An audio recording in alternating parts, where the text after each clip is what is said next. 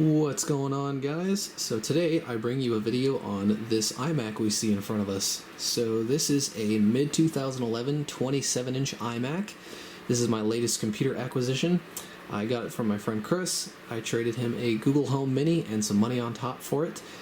And here we are. So I've never had a 27-inch iMac. I've had plenty of 21.5-inch ones. Of course, I have a 2013 one over there. I have a 24-inch, outside this door. It's a Core 2 model, but never had a 27. Besides that iMac, I've never experienced this form factor, being in between the ones that had the metal bezels around them, the Core 2 Dual ones, and those, which are the modern ones. But not a ton to talk about, I guess. I mean, it's a standard run-of-the-mill iMac. Of course, we have that nice 1440p 27-inch screen, but other than that, it's pretty standard. Around the back, just, typical iMac. We have our ports on the other side, which I can't really get to because that computer's in the way. But you'll have to take my word for it. This is a Sandy Bridge-based iMac, so it has this one has a 2.7 gigahertz i5 in it. I guess I can actually boot it up while I'm talking about it here. Gigahertz.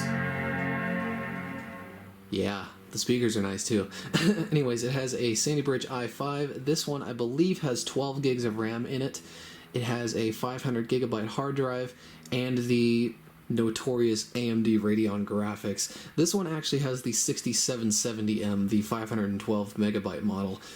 And from what I've heard from a couple of my friends, that one is a little bit less prone to failure than the 6790M. Of course, it's also less powerful to boot, but that's probably the reason it doesn't fail quite as much. You may also notice the CPU fan is going crazy, and that is because I believe the hard drive temperature sensor is not installed or something like that, or it's broken. And so I end up having to use max fan control to go ahead and turn down the fans. But I went ahead and configured that to launch on startup, so pretty shortly here, there you go. See, the fan calms down as soon as it logs in. I believe that is due to the hard drive not being original to the system. And I think OWC makes a sensor kit for it, but I don't really care too much. I'll just use the third-party program for free and call it a day. So I've decided to hook this up to my Logitech K400 wireless keyboard trackpad thingy, because the reason I put this computer here is not only because it looks nice and it kind of enhances the aesthetic of this side of the room, but when I'm working on a computer right here, all I have to do is just pull out this compact keyboard, and then I can go ahead and look up information, teardowns, guides, that kind of stuff, or just browse Facebook or whatever while I'm over here.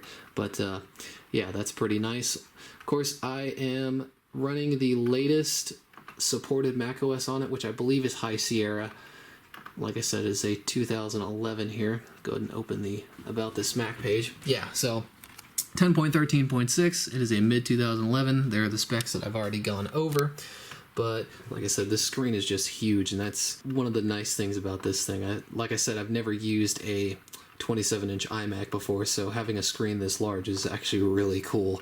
Yeah, like I said, there's not much on it. I just used it to use my friend's Colin's Mojave patcher to get one of my other MacBook Pros up and running, but other than that, it really doesn't have much on it. I will go ahead and launch Google Chrome just to prove that that works.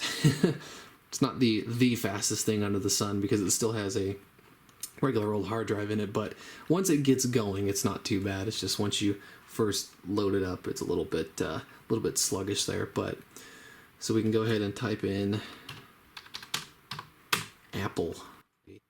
Yeah, so this thing could benefit from an SSD. I may end up throwing one in there at some point. I just don't have any spares lying around at the moment. But yeah, like I said, there's not much on here, so there's not much I can show you guys in the hardware department. I mean, the software department, but that's pretty much it. I think this thing's pretty cool. Something else about the graphics card situation that I forgot to mention earlier is that it actually has...